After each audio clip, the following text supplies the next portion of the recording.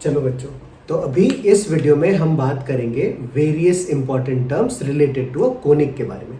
तो अभी तक हमने क्या समझा? हमने अभी तक ये समझा कि कोनिक का इक्वेशन कैसे फॉर्म होता है और किस केसेस में हमको पैराबोला, इलिप्स, हाइपरबोला और वगैरह वगैरह जो भी है वो मिल जाते हैं। तो अभी there are some important terms which we need to understand. So heading डालते हैं हमारा various terms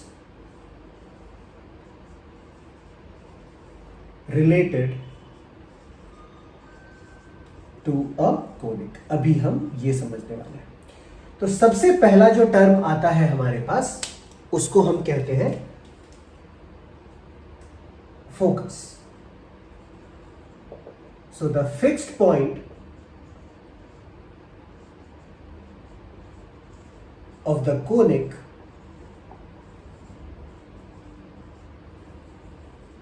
is called focus. Similarly जो सेकेंड पॉइंट हमारे पास आएगा, सेकेंड टर्म जिसको हम कह सकते हैं, उसको हम कहेंगे डायरेक्ट्रिक्स।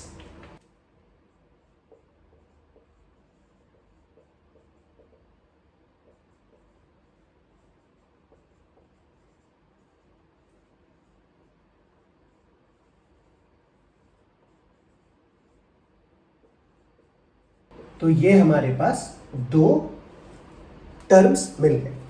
तीसरा जो टर्म आता है, तो ये दोनों टर्म जो है ना, इसको हमने पहले देख रखा था।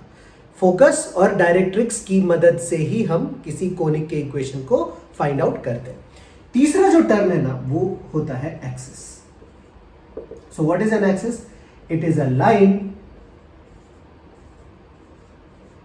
Passing through focus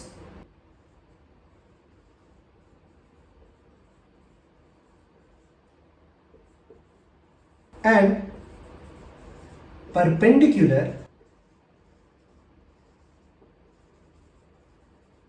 to the directrix. तो अगर हम डायरेक्ट्रिक्स के परपेंडिकुलर एक लाइन ड्रॉ कर ले जो कि फोकस से पास करता है, तो ऐसे लाइन को हम एक्सिस कहते हैं। तो हमारे पास ये 3 पॉइंट्स हो गए, 3 टर्म्स। फोर्थ टर्म है vertex. What is vertex? It is the point of intersection. It is a point of intersection of conic and the axis. तो एक्सिस और कोनिक जहां पे इंटरसेक्ट करता है उसको हम वर्टेक्स कहते हैं। हम आगे आने वाले वीडियोस में देखेंगे स्टूडेंट्स की पैराबोला का वर्टेक्स हम कैसे आइडेंटिफाई करते हैं, एंड सिमिलरली एलिप्स का भी हम देखेंगे और हाइपरबोला का भी देखेंगे। तो ये हो गए हमारे 4 पॉइंट्स। नेक्स्ट पॉइंट है, इसको हम कहते हैं centre. It is a point which bisects every chord passing through it.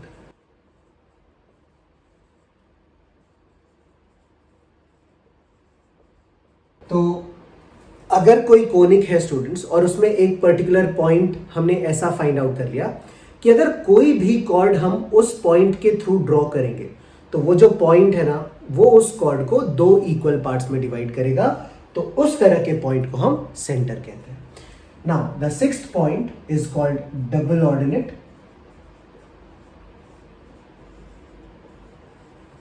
और डबल ऑर्डिनेट क्या होता है? It is a chord perpendicular to the axis. तो अगर सपोज हमने एक एक्सिस ड्रॉ कर लिया, उसके परपेंडिकुलर कोई भी हम कॉर्ड ड्रॉ कर लेंगे, उसको हम डबल ऑर्डिनेट कहते हैं। तो there can be infinitely many double ordinates. Double ordinates कोई यूनिक नहीं होता, there are infinitely many double ordinates. बस हमको याद क्या रखना है कि डबल ऑर्डिनेट जो है वो एक्सिस के परपेंडिकुलर रहता है। Now the 7th point, and that is called latus rectum. So it is a double ordinate. It is a double ordinate तो कहने का मतलब क्या हो गया कि लैटस रेक्टम भी एक्सिस के परपेंडिकुलर होगा, क्योंकि लैटस रेक्टम भी एक डबल ऑर्डिनेट ही होता है. Latus rectum it is a double ordinate passing through focus.